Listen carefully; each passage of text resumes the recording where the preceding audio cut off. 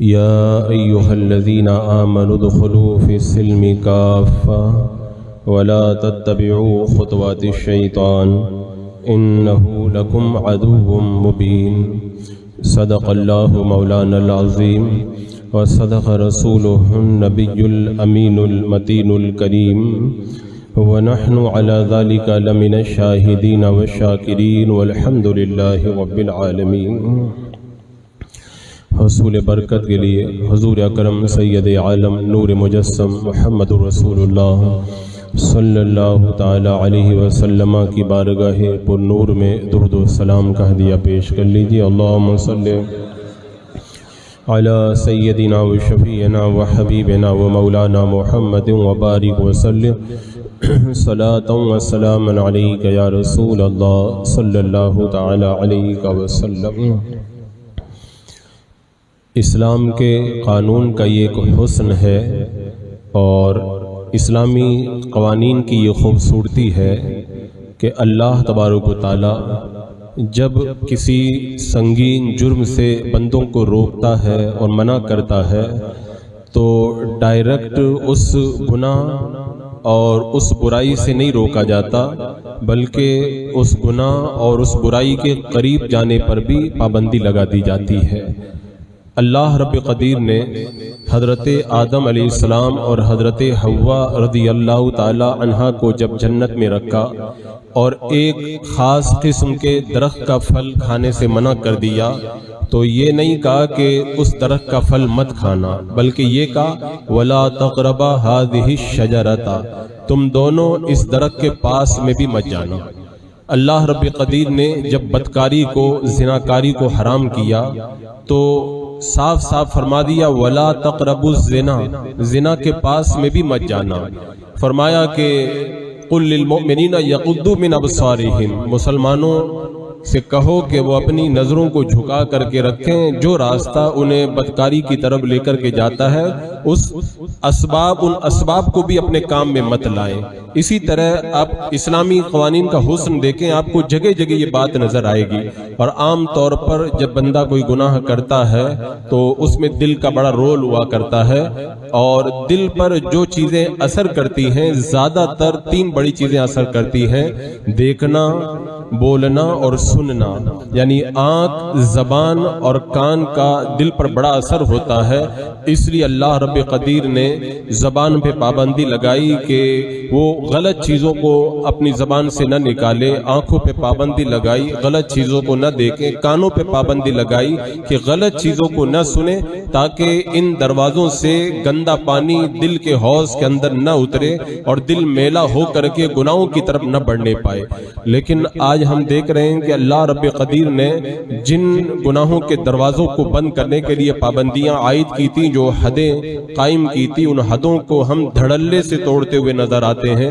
آج ہمارے معاشرے کے اندر کانوں کے ذریعے جو گناہ سرزد ہو رہے ہیں، یہ بات میں اس لیے آپ کے سامنے رکھ رہا ہوں کہ مختلف جمعہ کے اندر میں نے موجودہ ملک کے حالات اور جو عالمی حالات ہیں ان کو لے کر کے مسلمانوں کی تباہی اور بربادی کے اسباب کیا ہیں ان کو اپنا عنوان بنایا ہے. اور تباہی اور بربادی کا ایک بڑا سبب یہ بھی ہے، اس لیے میں آج اس کو ذکر کرتا ہوں کہ کانوں کے راستے سے گناہوں کا ایک بہت بڑا سیلاب ہمارے دل کے اندر داخل ہوتا ہے. اسی لیے اللہ رب قدیر نے کانوں پر بھی پابندی لگا دی اور قرآن پاک میں فرمایا کہ قیامت کے دن کانوں سے بھی پوچھا جائے گا کہ تم نے کیا کیا کیا ہے. لیکن آج کانوں کے ذریعے جو گناہوں کا بازار گرم ہے، میرے آقا صلی اللہ تعالیٰ علیہ وسلم نے جب قیامت کی نشانیاں گنائی تھی تو قیامت کی نشانیوں کے اندر ایک بڑی نشانی یہ بھی بتائی تھی کہ گانے بجانے یہ عام ہو جائیں گے. ایسا نہیں کہ یہ آج ہو رہا ہے، اس سے پہلے بھی بہت گانے بجانوں کا سسٹم رہا ہے، لیکن آج جتنا یہ گانوں بجانوں کا معاملہ عام ہو گیا ہے اس کا آپ تصور کریں تو رونگٹے کھڑے ہو جائیں. گھر کے اندر میوزک بج رہی ہے، آپ باہر نکل جائیں وہاں پر بھی گانے کی آواز آپ کے کان کے اندر پڑے گی۔ اگر نکاح کی محفل ہے تو گانا باجا آپ کو وہاں پر بھی نظر آئے گا۔ عقیقہ کی محفل ہے وہاں پر بھی لوگ گانا بجانا سے نہیں چوکتے، بلکہ ختنہ جو سنت مصطفیٰ ادا کی جاتی ہے اس سنت کی ادائیگی کی محفل کے اندر بھی آپ کو گانے باجے کی کثرت نظر آئے گی۔ ایک مونگ پھلی بیچنے والا جب ٹھیلا لے کر کے نکلتا ہے وہ بھی گانا بجاتا ہوا نکلتا ہے، رکشہ چلانے والا وہ بھی اپنے رکشے کے اندر گانا بجا رہا ہے۔ آپ جو ہے وہ بس میں بیٹھ جائیں، گانے کی آواز آپ کے کانوں میں آئیں گی۔ پلین میں داخل ہو تو سب سے پہلے جو آواز آپ کے کانوں میں ٹکرائے گی وہ میوزک کی آواز ٹکرائے گی۔ ایک کسان اپنے کھیت کے اندر جب ٹریکٹر چلاتا ہے تو وہ گانا بجاتے ہوئے ٹریکٹر چلاتا ہوا نظر آتا ہے۔ آپ شاپنگ مال کے اندر چلے جائیں وہاں پر بھی میوزک کی دھن آپ کے کانوں کے اندر پڑے گی۔ آپ دیکھیں کہاں کہاں ایک معمولی ٹھیلا چلانے والے سے لے کر کے بڑی بڑی قیمتی گاڑیوں کو چلانے والوں کو آپ دیکھیں گے کہ وہ بھی اس گانے کی وبا کے اندر گرفتار نظر آتے ہیں۔ حضرات مکرم، بلکہ حال تو یہ ہو گیا ہے، ایک جنازے کے اندر جانا ہوا تو جب جنازے کی نماز ہونے لگی ایک صاحب کا موبائل بج اٹھا اور موبائل پر انہوں نے رنگ ٹون پر گانا بجا کر کے رکھا تھا۔ اب ظاہر سی بات ہے غم کا ماحول ہے، ایسے غم کے ماحول میں جب گانا بجے گا تو کیا اثر ہوگا؟ وہ بڑے شرمسار ہوئے، جلدی سے موبائل کی گھنٹی بند کر دی، لیکن دوبارہ پھر کال آئی، پھر گانا بجنا شروع ہو گیا۔ اب آپ بتائیں موبائل ہماری ضرورت تھی، ہم اس پر ایک سادہ رنگ ٹون لگا کر کے کام چلا سکتے تھے، لیکن اس کو بھی ہم نے گناہ کا ذریعہ بنایا۔ اور اس کے بعد میں پھر 2 قدم آگے بڑھ کر کے معاملہ یہاں تک پہنچا کہ کسی کو فون لگاؤ تو یہ بندہ خود تو نیک ہے، گانے سے بچتا ہے، لیکن سامنے والے کو فون لگایا اس کو اتنا جو ہے وہ جہنم میں جانے کا شوق چڑھا ہوا ہے کہ وہ اپنے موبائل پر فون آنے کے لیے جو گھنٹی سیٹ کر کے رکھا اس پر بھی گانا لگا ہے۔ اب فون لگانے والے کے پاس میں یہی راستہ ہے، یا تو فون کاٹ دے یا پھر موبائل کو اپنے آپ سے تھوڑا دور کر دے اور یا پھر آرام سے اس کا گانا سنے اور وہ بھی گنہگار ہو اور یہ بھی گناہ کے اندر مبتلا ہو۔ ایسی نوبت آ گئی ہے حضرات مکرم۔ آج میرے آقا علیہ الصلوۃ والسلام نے فرمایا تھا نا کہ قیامت کی نشانیوں میں سے ہے کہ گانا بجانا عام ہو جائے گا۔ یہ کتنا عام ہو چکا ہے۔ ایک بار مسجد نبوی شریف کے اندر نماز ہو رہی تھی اور کسی صاحب کا موبائل بج اٹھا اور اس کی رنگ ٹون کے اوپر گانا سیٹ کیا ہوا تھا۔ اب ظاہر سی بات ہے مسجد نبوی کے جو مائک ہیں ان کی سنسٹی بڑی ہائی ہوتی ہے، وہ بڑی دور سے آواز کو کیچ کرتے ہیں۔ اب پوری مسجد نبوی کے اندر نماز ہو رہی ہے، گانا گونج رہا ہے۔ اب آپ بتائیں میرے آقا صلی اللہ تعالی علیہ وسلم کی مقدس مسجد جو ہے وہ گانے سے گونج اٹھی ہے۔ آج یہ گانے بجانے کا یہ سسٹم ایسا عام ہوا، اگر گھر کے اندر پہلے تو ایک دور تھا کہ گانا کوئی آدمی شوق سے سننا چاہتا تھا تو سنتا تھا، آج اگر موبائل کھولتا ہے کوئی دوسرا کام بھی کرنا چاہتا ہے تو سامنے پہلے میوزک اس کے کانوں کے اندر آ کر کے پڑتی ہے۔ میرے آقا صلی اللہ تعالی علیہ وسلم نے ایک موقع پہ ارشاد فرمایا تھا کہ عذاب آئے گا۔ کیسا عذاب؟ مفہوم حدیث پاک ہے کہ لوگ بندر اور خنزیر بنا دیے جائیں گے۔ صحابہ کرام رضوان اللہ تعالی علیہ مجمعین نے پوچھا تھا کہ یا رسول اللہ کیا وہ لوگ توحید اور رسالت کی گواہی نہیں دیں گے؟ میرے آقا علیہ الصلوۃ والسلام نے ارشاد فرمایا وہ توحید اور رسالت کی گواہی دیں گے۔ صحابہ کرام نے پوچھا کہ یا رسول اللہ پھر ان پر عذاب کیوں آئے گا؟ میرے آقا صلی اللہ تعالی علیہ وسلم نے ارشاد فرمایا وہ گانے بجانے کے اور رقاصہ عورتوں کے عادی ہوں گے، شراب کا دور دورہ ہوگا، کھیل کود میں مصروف ہوں گے، یہاں تک کہ رات میں جب سوئیں گے صبح میں اٹھیں گے تو اللہ انہیں بندر اور خنزیر کے اندر تبدیل فرما دے گا۔ یہ اتنا سخت وبال۔ ایک روایت کے اندر آتا ہے حضرت عبداللہ ابن مسعود رضی اللہ تعالیٰ عنہ ارشاد فرماتے ہیں کہ قیامت سے پہلے اس امت کے اندر 4 بڑے فتنے ہوں گے، ان میں سے سب سے آخری بڑا فتنہ گانے بجانے کا فتنہ ہوگا۔ اب یہ فتنہ کتنی تیزی سے بڑھ رہا ہے میں کہتا ہوں کہیں جانے کی ضرورت نہیں، آپ قدم قدم پہ اس فتنے کو اپنی نگاہوں کے سامنے دیکھتے ہوئے نظر آتے ہیں۔ ایک روایت میں آتا ہے قیامت کی 15 نشانیوں کو، بڑی نشانیوں کو گنایا گیا۔ قیامت کی جب نشانیوں کو بتایا اور فرمایا کہ جب وہ نشانیاں ظاہر ہوں گی تب تم سرخ آندھی کا انتظار کرنا، زلزلے کا انتظار کرنا، صورتوں کے بدل جانے کا انتظار کرنا، زمین میں دھسا دیے جانے کا انتظار کرنا، اور پھر ایسے فتنوں کا انتظار کرنا جیسے موتیوں کا کوئی ہار ہو اور اس کی لڑی ٹوٹ جائے تو موتی جیسے زمین پہ بکھر جاتے ہیں، ایسے فتنے پوری روئے زمین پر پھیل جائیں گے۔ ان فتنوں کا انتظار کرنا۔ ان بڑی نشانیوں میں سے ایک بات جو ارشاد فرمائی گئی وہ ہے گانے بجانے کا عام ہونا۔ جب حالات کا ہم جو تجزیہ کرتے ہیں اور بگڑتے ہوئے حالات کی طرف دیکھتے ہیں تو میں کہتا ہوں حدیث پاک کے اندر جو نشانیاں بتائی گئی تھی ان میں اگر آپ غور کریں گے تو آپ کو خود کو پتا چلے گا ہم رفتہ رفتہ وہی کام کر رہے ہیں جو فتنوں کو دعوت دینے والے ہیں، ہم وہی کام کر رہے ہیں جو زلزلوں کو دعوت دینے والے ہیں، ہم وہ کام کر رہے ہیں جو ہمارے لیے تباہی اور بربادی کو دعوت دینے والے ہیں۔ اور اس کے بعد میں اگر کسی کو سمجھایا جائے، جب وہ حدیث پاک ہم بیان کرتے ہیں، اللہ کے رسول علیہ السلام نے ارشاد فرمایا کہ جو گانے والی کے پاس میں بیٹھے اور گانا سنے، کل قیامت کے دن اللہ رب قدیر اس کے کان کے اندر پگھلایا ہوا سیسا ڈالے گا۔ یہ سیسا ایک طرح کا دھات ہے، آگ کے اندر بالکل پگھل جاتا ہے یہ۔ اب بتائیں آگ میں جب سیسے کو پگھلا کر کے کان میں ڈالا جائے گا تو بندے کا کیا حال ہوگا۔ لیکن اب معاملہ یہ ہے نا کہ اس طرح کی روایتیں کون بیان کرے اور کون سنے۔ وہ ایک کالج کے اندر ایک لڑکی نے ایک لڑکے سے کہا تھا کہ گانا سنو گے؟ اس نے کہا کہ میں گانا نہیں سنوں گا۔ لڑکی نے کہا کیوں نہیں سنو گے؟ کہا اس لیے کہ گانا سننے سے بڑا گناہ اور نقصان ہوتا ہے۔ اس نے کہا کیا نقصان ہوتا ہے؟ تو لڑکے نے کہا کہ میں اسلام کے مطابق بتاؤں یا پھر گوری چمڑی والے انگریزوں کی بات تم کو بتاؤں؟ اس نے کہا کہ مولویوں والی باتیں مت کرو، مولویوں نے یہی تو بتایا ہے نا کہ کان کے اندر سیسا پگھلا کے ڈالا جائے گا، تم وہ باتیں میرے سامنے مت کرو۔ تو اس لڑکے نے کہا کہ ایک انگریز پروفیسر نے اس بات کو لکھا ہے کہ جو گانا سنتا ہے تو خیالی دنیا میں چلا جاتا ہے جس سے اس کا میموری پاور کم ہو جاتا ہے۔ ایک دوسرے بہت بڑے سائنسدان نے لکھا ہے کہ گانا سننے سے انسان کے دماغ پر بہت برا اثر پڑتا ہے۔ وہ ایک ایک کر کے انگریزوں اور سائنسدانوں کی باتیں بتاتا چلا گیا، آخر میں ایک کتاب کا نام بتایا۔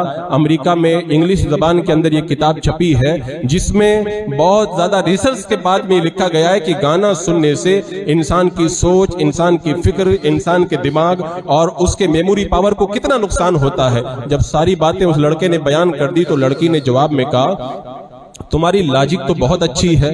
تو لڑکے نے کہا میری لاجک اچھی نہیں ہے بلکہ تم گوری چمڑی والے انگریزوں کی غلام بن چکی ہو۔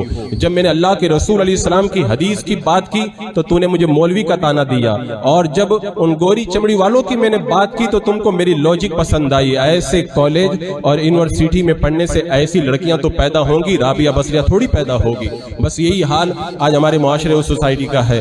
تقریر کر دو، انہیں حدیث سنا دو، قرآن کی آیت بتا دو، ایسا لگتا ہے یہ صرف مولویوں کی باتیں ہیں۔ اور انہیں جب کسی ڈاکٹر کی بات بتاؤ، انہیں کسی پروفیسر کی بات بتاؤ، کسی سائنسداں کی بات بتاؤ تو کہتے ہیں بڑی اچھی لوجک ہے، یہ تو بڑی پتے کی بات بتائی ہے۔ جس قوم کا یہ حال ہو چکا ہو، رسول اللہ صلی اللہ تعالی علیہ وسلم کی بات کے اندر انہیں کچھ لوجک نظر نہیں آتی، اور انہیں اپنے ان گوری چمڑے والے انگریزوں کی ذہنی غلامی اتنی پسند ہے، وہ جو بات کہیں دل و جان سے قبول کرتے ہوئے نظر آتے ہیں۔ حالم یہ ہو چکا ہماری لوجک کا، میں بتاؤں یہ ایک بڑا کڑوا عنوان ہے، ہمارا حال یہ ہو چکا ہے لوجک کے حوالے سے کہ اگر میرے آقا صلی اللہ تعالی علیہ وسلم اگر پوری حیا کا حکم دے، پردے کا حکم دے تو کہتے ہیں یہ مولویوں کی باتیں ہیں، اور اگر انگریزوں کی طرف سے، اگر ان دنیا داروں کی طرف سے یہ بتایا جائے کہ کپڑے پھاڑ کر کے پہنو تب بھی کہتے ہیں لوجک بڑی اچھی ہے۔ اگر علماء کی طرف سے بتایا جائے اسلام کی ان پابندیوں پہ عمل کرو تو کہتے ہیں صرف مولویوں کی باتیں ہیں، اور اگر بتا دیا جائے یہ ٹریفک مت توڑنا، اس سے یہ نقصان ہوگا، یہ مت کرنا، یہ قانون لاگو ہوگا تو کہتے ہیں ہمارے فائدے کے لیے تو کہا گیا ہے، یہ تو صحیح لوجک ہے۔ تو دنیا والوں کی لوجک ہمیں سمجھ میں آئے اور رسول اللہ صلی اللہ علیہ وسلم کے قانون کی نظر ہماری نظر میں اہمیت نہ رہ جائے تو اس کے بعد میں پھر عذاب نہیں آئے گا تو کیا آئے گا؟ حضرات مکرم، یہ بہت بڑی بہت لمبی پلاننگ ہے۔ یہ یہود و نصارہ نے مسلمان قوم کو تباہ و برباد کرنے کے لیے باضابطہ طور پر میوزک کا ایک سسٹم بنا کر کے رکھا۔ یاد ہوگا آپ کو میرے آقا صلی اللہ تعالی علیہ وسلم جب مکہ المکرمہ کی سرزمین پر قرآن کی آیتیں پڑھ کر کے سناتے، قرآن کی آواز سن کر کے بچوں، بوڑھوں، عورتوں کے دلوں میں ایسا اثر ہوتا، لوگ دوڑ دوڑ کر کے آتے اور اسلام قبول کرتے، اسلام کے دامن میں آ جاتے۔ نضر بن حارث نے جب یہ دیکھا وہ سفر پہ گیا، وہاں سے 2 گانے والی لڑکیاں خرید کر کے لایا اور اس کے بعد میں کہنے لگا کہ یہ نبی تو تمہیں ڈراتے ہیں جہنم کی آگ سے، نماز پڑھو، روزہ رکھو، زکات دو، یہ پابندی لگاتے ہیں، آؤ میں تمہیں ایسا گانا سناتا ہوں جس کے اندر کوئی تکلیف نہیں ہے، خوب جشن مناؤ، عیش کرو۔ تو پھر وہ جو دنیا دار لوگ تھے ان گانے والوں کی طرف دوڑ پڑے۔ تو یہ اس دور سے چلا آ رہا ہے، قرآن سے روکنے کے لیے، صحیح تعلیمات سے روکنے کے لیے لوگوں کو میوزک کے اندر، گانا باجا کے اندر، ڈھول تاشا کے اندر لگایا جائے تاکہ قوم اور امت تباہ ہو جائے۔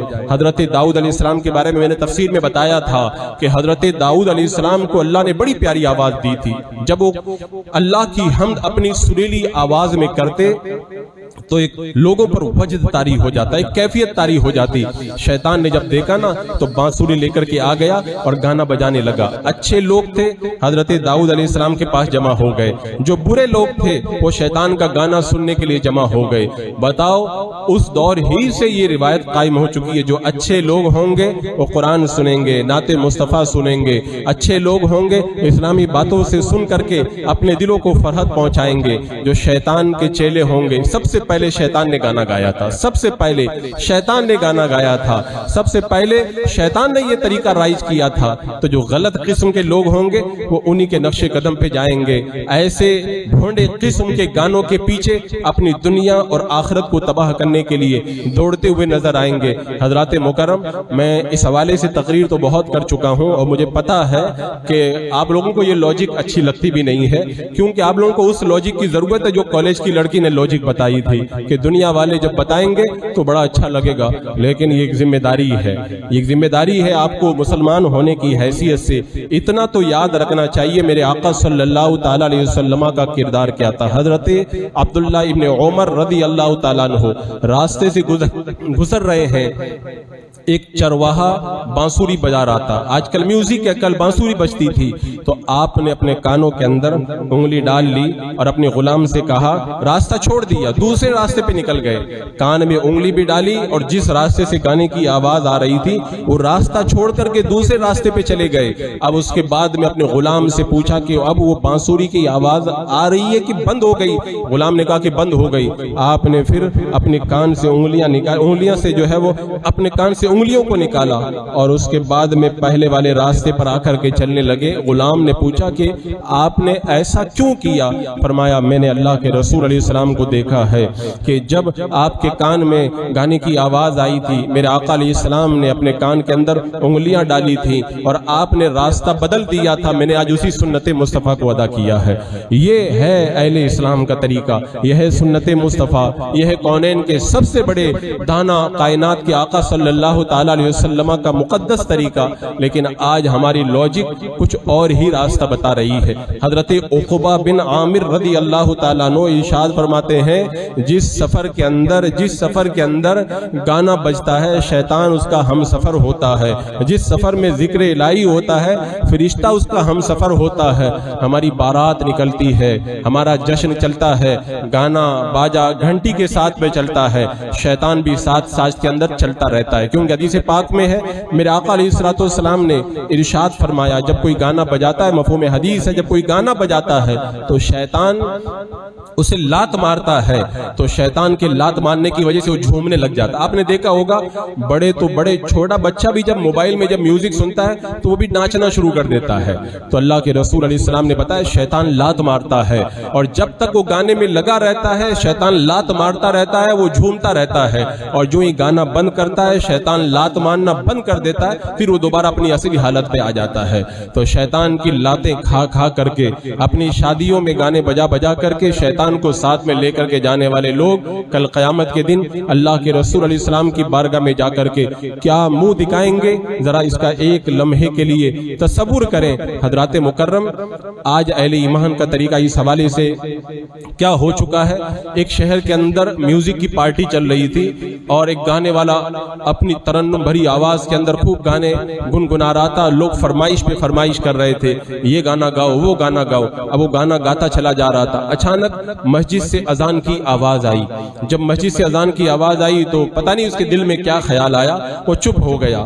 اب مجمع وہ تو چاہ رہا تھا کہ گانا چالو رہے، لیکن بولنے کی ہمت کسی کی نہیں تھی۔ آج بھی اگر گانا، وہ پہلے کا دور تھا جب ہم نے دیکھا تھا کہ جب گانا وغیرہ بجتا تھا، اذان کی آواز آتی تھی تو لوگ ٹی وی بند کر دیتے تھے، اپنا ریڈیو بند کر دیتے تھے، عورتیں اپنے سروں پہ دوپٹہ رکھ لیتی تھی، گھر کے اندر سناٹا ہو جاتا تھا۔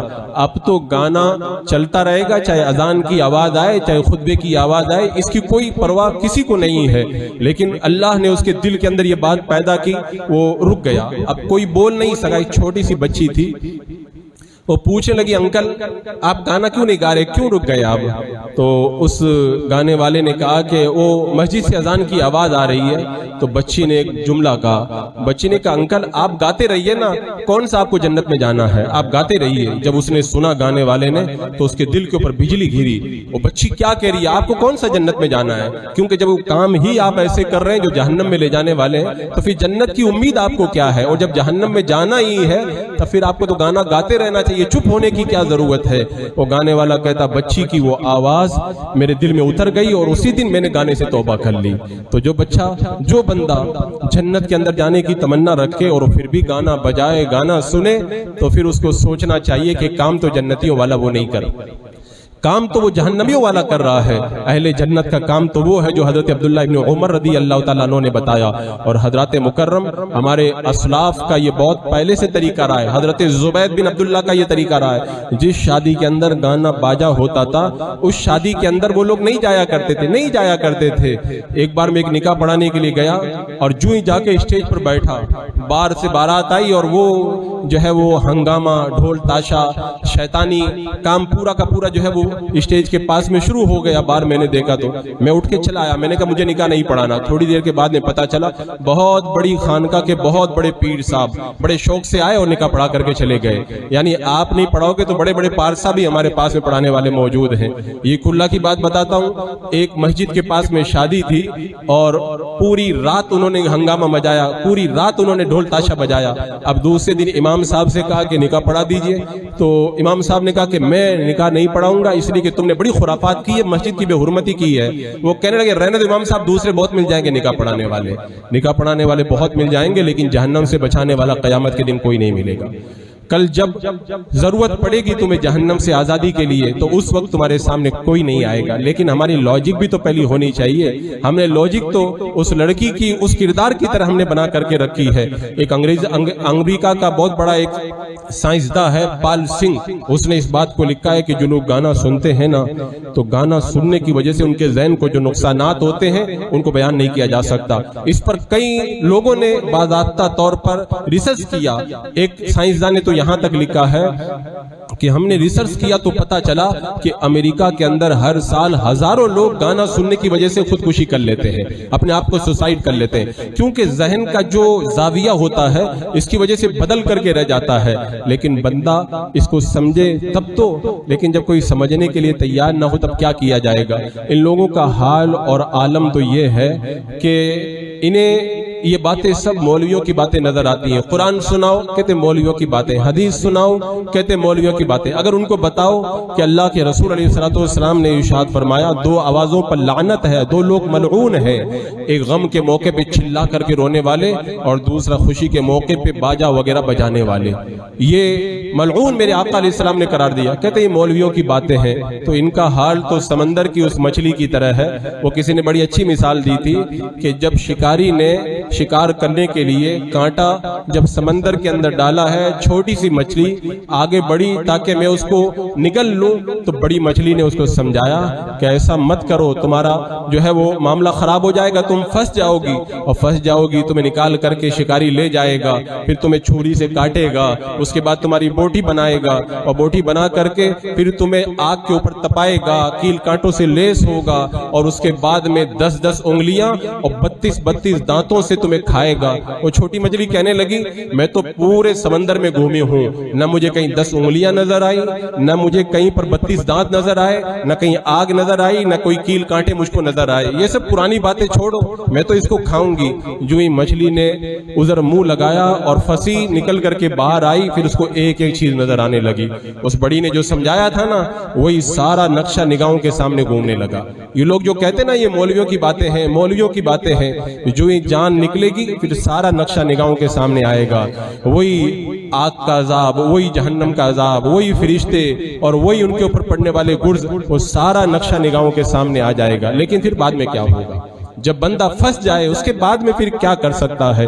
حضرات مکرم حضرت شیخ مجدد الفسانی رحمۃ اللہ تعالی علیہ، جو 1000ویں صدی کے مجدد ہیں، ہندوستان کی سرزمین پر اکبری فتنہ کے خلاف باضابطہ طور پر ڈٹ کر کے جنگ کرنے والی ذات کا نام شیخ مجدد الفسانی رحمۃ اللہ تعالی علیہ۔ ولایت کے بہت سارے مراتب آپ نے طے کیے اور روحانی طور پر کہاں کہاں پہنچے۔ ایک دن آپ نے اپنے مکتوبات میں ارشاد فرمایا کہ میں نے روحانی سفر کی تو روحانی سفر میں میں نے جو جو دیکھا اس میں اور علماء جو بتاتے ہیں اس میں ایک ذرہ برابر بھی فرق نہیں ہے، بس صرف ایک پردہ پڑا ہوا ہے۔ علماء جو بتاتے ہیں اور جو بتاتے ہیں وہ جو ہونے والا ہے، ان دونوں کے بیچ میں ایک پردہ ہے۔ اگر پردہ ہٹ جائے تو جو علماء بتاتے ہیں مرنے کے بعد سب وہی ہونے والا ہے۔ یہ میں نے روحانی طور پر اس کا میں نے نظارہ کیا ہے۔ تو اگر کسی کی آنکھوں پہ پردہ پڑا ہے تو کم سے کم اہل حق کی بات کو سن کر کے اسے سمجھنا چاہیے اور رائے راست پہ آ جانا چاہیے۔ اور اگر صرف مولویوں کی باتیں، ڈراؤنی فلمیں اگر کہہ کر کے ٹال دیا تو پھر وہی مچھلی والا حساب ہوگا کہ پھنسنے کے بعد کہو گے ارے ہم تو کہتے تھے کہ سمندر میں کچھ بھی یہ سب نہیں ہے، مرنے کے بعد پتا چلا کہ یہ ساری چیزیں تو ہماری نگاہوں کے سامنے ایک کے بعد دیگرے آتی چلی جا رہی ہیں۔ آپ دیکھیں میرا رب قرآن پاک میں کیا ارشاد فرماتا ہے، افحسبتم انما خلقناکم عبثا، کیا تم نے یہ سمجھ رکھا ہے کہ تم کو افحسبتم انما خلقناکم، ہم نے تمہیں بیکار پیدا کیا ہے، تم ہماری طرف لوٹ کر کے نہیں آؤ گے۔ اللہ تعالیٰ ارشاد فرماتا ہے ایحسب الانسان ان یترک سدی، کیا انسان اس گھمنڈ میں ہے کہ اسے آزاد چھوڑ دیا جائے گا؟ اس گھمنڈ میں کوئی نہ رہے۔ آزادی ایک مخصوص وقت کے لیے ہے، جب وہ وقت ختم ہو جائے گا اور اس کے بعد میں جب گرفت فرمائے گا رب تبارک و تعالیٰ تب پتا چلے گا یہ صرف مولویوں کی باتیں نہ تھی، صحیح تو وہی تھا جو علماء کرام قرآن و سنت کی روشنی کے اندر دنیا کے اندر بتایا کرتے تھے اور ہماری نگاہوں کے سامنے رکھا کرتے تھے۔ آج ہماری لوجک کا یہ حال ہو چکا ہے۔ یہ بات میں اس لیے بار بار کہہ رہا ہوں کہ لوگ یہ روایتیں سب سنتے ہیں جس کو میں بیان کر رہا ہوں، لیکن اس کو اپنے اوپر نہیں لیتے۔ کسی سے کہا تھا ایک بار آدمی نے، اگر میں تمہیں 10 کروڑ روپیہ دے دوں تو تم کیا کرو گے؟ کہا اگر مجھے 10 کروڑ روپے دو گے تو مسکراؤں گا، اللہ کا شکر ادا کروں گا۔ تو کہا لیکن ایک شرط ہے، 10 کروڑ روپیہ دوں گا لیکن ساتھ میں یہ بھی شرط ہے کل صبح کے وقت میں تمہاری آنکھ پھر کبھی نہیں کھلے گی۔ اس نے کہا تب پھر مجھ کو پیسہ نہیں چاہیے۔ کہا کہ اتنا پیسہ دے رہا ہوں پھر بھی تمہیں پسند نہیں؟ کہا کہ وہ کل جو صبح ہوگی نا مجھے وہ زیادہ پسند ہے، مر گیا تو پھر یہ پیسہ میرے کیا کام کا؟ کہا اس کا مطلب یہ ہوا کہ یہ کروڑوں روپے سے زیادہ بہتر وہ صبح ہے جو اللہ تعالیٰ روزانہ تمہیں عطا فرماتا ہے۔ روزانہ رات میں تم جو سو جاتے ہو اور صبح میں جو اٹھتے ہو نا، یہ اللہ کی اتنی بڑی نعمت ہے کہ تم 10 کروڑ روپیہ دے کر بھی نہیں لوگے۔ اگر آپ سے بھی کوئی کہے کہ کروڑوں روپیہ لے لو لیکن کل نیند نہیں کھلے گی، آپ پیسہ لینا گوارا نہیں کریں گے۔ اس سے آپ اندازہ لگائیں روزانہ کی جو صبح ہوتی ہے نا، اللہ کا کتنا بڑا کرم ہے۔ یہ کروڑوں روپے سے زیادہ قیمتی ہے، لیکن ہمارا یہ حال ہو چکا ہے کہ ہم اللہ کی دی ہوئی اس کروڑوں روپے سے زیادہ قیمتی نعمت کو روزانہ پاتے، نہ صبح میں اٹھ کے مسکرا کے الحمدللہ پھر کہنا گوارا نہیں کرتے ہیں۔ اگر کوئی کروڑ روپیہ دے دے تو مسکرا کے کہیں گے تمہارا شکریہ، اللہ تعالیٰ روز وہ اتنی بڑی نعمت دیتا ہے، لیکن اس کے باوجود بھی ہم اللہ کا شکر ادا کرتے ہوئے نظر نہیں آتے۔ اسی لیے حدیث پاک میں فرمایا جو گانا سنتا ہے وہ کفران نعمت کرتا ہے۔ اللہ نے جس کام کے لیے کان دیے ہیں اس کام میں اس کو استعمال نہیں کرتا، کسی اور کام میں استعمال کرتا ہے۔ یہ اللہ کی نعمت کی ناشکری ہے، اور قیامت کے دن اللہ تبارک و تعالیٰ اس نعمت کے بارے میں پوچھے گا۔ شیطان کو اللہ نے کیا کہا تھا؟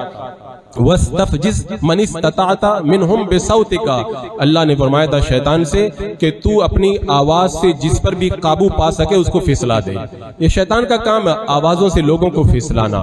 اور یہ بات یاد رکھیں، یہ گانے بجانے کا جو سسٹم جو رائج کیا گیا ہے یہ صرف بے حیائی کے لیے رائج کیا گیا، کیونکہ میرے آقا علیہ السلام نے ارشاد فرمایا کہ حیا ایمان میں سے ہے اور ایمان جنت میں سے ہے، جو بندہ حیا کرے گا وہ جنت میں جائے گا۔ اور ارشاد فرمایا حیا اور ایمان دونوں ساتھ ساتھ میں ہیں۔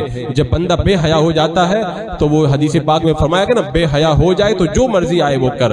آج آپ دیکھیں جو گانے بجانے پہ اتر آتے نا، سفید داڑھی کا بوڑھا ہے، سفید داڑھی ہو گئی ہے، بارات کے ساتھ میں چل رہا ہے، بیٹے کی شادی ہے، اس سے کہتے ہیں وہ امام صاحب نے تقریر میں منع کیا تھا، پھر بھی آپ اپنے بیٹے کی شادی کے اندر یہ باجا لے کر کے جا رہے ہیں، تو 32 دانت نکال کر کے اپنا منہ چوڑا کر دے گا اور پھر ایسے ہی نکل جائے گا جیسے کچھ اثر ہی نہیں ہوا ہے۔ وہ تو پتہ تو قیامت کے دن چلے گا نا، اور اس سے کہا جائے گا کہ تو نے جو یہ بال سفید کیے تھے، کیا دھوپ میں بیٹھ کر کے بال سفید کیے تھے؟ کیا تیرے اندر عقل نہیں تھی، تیرے اندر سمجھ نہیں تھی؟ کتنا بڑا وہ بال، اور خاص طور سے اس دور کے اندر جس سے ہم زندگی گزار رہے ہیں، کتنا افسوس ہوتا ہے۔ حدیث پاک میں کیا فرمایا گیا؟ حدیث پاک میں اور اسلام نے ہم کو یہ درد دیا، ہم کو یہ محبت دی۔ اگر پورب کے اندر ایک مسلمان بے چین ہوتا ہے، پچھم کے اندر کھڑا ہوا مومن بندہ اپنے دل میں اس درد کو محسوس کرتا ہے۔ اسلام نے ہم کو یہ درد دیا۔ آج آپ دیکھیں فلسطین کی سرزمین پر بچوں کی خون کی ہولی کھیلی جا رہی ہے، آج ان کے پاس میں کھانے کے لیے کچھ نہیں ہے، کیچڑ کے اندر بچے لیٹے ہوئے ہیں، ان کے پاس میں صاف ستھری زمین بھی نہیں جہاں پر وہ لیٹ سکیں، ماؤں کے سائے سر سے اڑ گئے، ان کے باپ بے دردی کے ساتھ میں شہید کر دیے گئے، روٹی کے دانے دانے کے محتاج ہیں، بڑی مشکل سے لائن لگا کر کے چند لقمے جن کو میسر آتے ہیں، مائیں بیوہ ہو گئی، بچے یتیم ہو گئے، باپ بے سہارا ہو کر کے رہ گئے۔ آج وہ لاشوں کا انبار ہے کہ دفن کرنے کے لیے قبر کھودنے والوں کی بھی کمی پڑ رہی ہے۔ ایسے مشکل حالات کے اندر امت کا پیسہ پانی کی طرح گانے باجے کے اندر اور ایسی بے حیائیوں کے اندر صرف ہو کہ اللہ کو جا کر کے منہ نہیں دکھانا ہے۔ حضرت امام سبکی رحمت اللہ تعالیٰ علیہ نے فرمایا تھا، اللہ نے ہاتھ اس لیے نہیں دیے کہ تم فریاد کرو، اللہ نے ہاتھ اس لیے دیے کہ ظالم کا گریبان پکڑ لو۔ اگر ظالم کے گریبان تک تمہارے ہاتھ نہیں پہنچ سکتے تو کیا ان ہاتھوں کے ذریعے گانا باجا کرو گے، بینڈ باجا بجاؤ گے؟ ارے کم سے کم ہاتھوں کو اٹھا کے اللہ کی بارگاہ میں دعا تو کر سکتے ہو۔ لیکن آج ہمارے وہ ہاتھ جو ظالم کے گریبان تک نہیں پہنچ سکتے، وہی ہمارے ہاتھ گناہوں کے اڈوں کے اوپر گناہوں کے اندر مگن نظر آتے ہیں۔ ہماری مسجدوں میں میوزک بج اٹھتی ہے، ہمارے مقبروں کے اندر میوزک بج اٹھتی ہے، ہماری کوئی محفل آج بے حیائی کا ایسا ننگا ناچ ہو رہا ہے۔ شریف گھرانے کے لوگ اپنی بچیوں کو اسکول میں بھیجتے، کوئی زمانہ تھا تب رنڈیاں ناچا کرتی تھی، آج بڑے بڑے شریف گھرانوں کی بچیاں اسکول کے اندر ڈانس کر رہی ہیں۔ یہ فنون لطیفہ کے نام پر بے حیائی کا ایک جال پھیلا دیا گیا ہے۔ تقریریں تو اس سے پہلے بھی میں نے بہت کی ہیں، آج کی تقریر میں نے تقریر کے اعتبار سے نہیں کی ہے۔ اگر کسی کو شرم ہو، غیرت ہو، حیا ہو، آنکھوں کا پانی نہ بڑا ہو، اگر بدن کا خون ٹھنڈا نہ ہوا ہو، اگر کسی کے اندر ذرہ برابر بھی ایمانی حیا باقی ہو، تو اس کی غیرت کو میں نے جگانے کے لیے باتیں کہی ہیں تاکہ وہ احساس کرے میں ایک مسلمان بندہ ہوں، میرے اوپر اللہ رب قدیر نے کچھ ذمہ داریاں عائد کی ہیں، اور قیامت کے دن اللہ کی بارگاہ میں مجھے جا کر کے جواب دینا ہے۔ کہتے ہو کہ 2 دن کی خوشی ہے، جنازہ کی طرح کیسے نکال دیں؟ تمہاری 2 دن کی خوشی تمہیں ہمیشہ ہمیشہ کے لیے جہنم کے اندر نہ ڈال دے۔ تم نے جیسے ساری زندگی خوشیوں میں ایسے گزاری ہے نا، اپنے خوشی کے 2 دن بھی ایسے ہی گزار دو جیسے میرے آقا علیہ الصلوۃ والسلام نے حضرت خاتون جنت کی شادی کے اندر کیا تھا۔ افسوس ہوتا ہے، سنت مصطفیٰ، ختنہ کی رسم سنت مصطفیٰ، عقیقہ کی رسم سنت مصطفیٰ، شادی اور نکاح کی رسم سنت مصطفیٰ، ہم نے سنتوں کو شیطانی کاموں، حرام کاریوں اور ایسی نابکاریوں سے اتنا گندا کر دیا۔ اب تو کلیجہ کھانپتا ہے کہیں نکاح پڑھانے کے جائیں، کئی بار سوچتا ہوں کہ نکاح پڑھانا بند کر دیا جائے، کیونکہ لاکھ منع کر دو، لوگ 1000 وعدے کر لیتے ہیں، اور جب لے کر کے جاتے ہیں نا تو وہاں پہ وہی ننگا ناچ چالو ہوتا ہے۔ اور پھر جب کہو نا کہ میں نے کہا تھا، تم نے کہا تھا کہ کچھ نہیں ہے، تو بہت بھولے بن کے کہتے ہیں مجھے نہیں پتا تھا کہ یہ سب ہونے والا ہے۔ شادی کا سارا انتظام تم کو پتا تھا، اور شیطانی ننگا ناچ ہونے والا تھا وہ تم کو پتا نہیں تھا۔ کم سے کم یہ ننگا ناچ کرنے سے پہلے فلسطین کے مظلوموں کی آہوں کو یاد کر لیتے، ان چلاتی اور فریاد کرتی ماؤں کی فریاد کو یاد کر لیتے۔ کل قیامت کے دن کیا وہ تمہارا دامن پکڑ کر کے رب کی بارگاہ میں نہیں لے کے جائیں گی؟ ہم دانے دانے کے لیے محتاج تھے، لیکن امت مسلمہ عیاشیوں میں ایسے پڑی ہوئی تھی جسے امت کو پتہ ہی نہیں تھا کہ ہمارے اوپر کیا گزر رہی ہے۔ سب کچھ جواب دینا ہوگا۔ ان السمع والبصر والفؤاد کل اولئک کان عنہ مسئولا، اللہ تعالیٰ ارشاد فرماتا ہے کانوں سے بھی پوچھا جائے گا، آنکھوں سے بھی پوچھا جائے گا، اور دلوں سے بھی پوچھا جائے گا، اور ایسے پوچھا جائے گا، زبان پہ مہر لگا کے کہا جائے گا تو چپ رہے، آج تجھے نہیں بولنا ہے، آج تیرے اعضا بول کر کے بتائیں گے دنیا میں کیا تماشا تو کر کے آیا تھا۔ خدا کے لیے ڈرو، اور خالی مولویوں کی باتیں سمجھ کر کے انہیں اگنور مت کر دو، نہیں تو کل وہی سمندر کی مچھلی کے طرح جب سارے مناظر نگاہوں کے سامنے آئیں گے سب پچھتانے کے سوا کوئی راستہ نہیں رہے گا۔ اللہ رب قدیر میری قوم کو سمجھ عطا فرمائے، اپنی ان ماں اور بہنوں کی فریاد کا درد عطا فرمائے، صراط مستقیم پر استقامت عطا فرمائے۔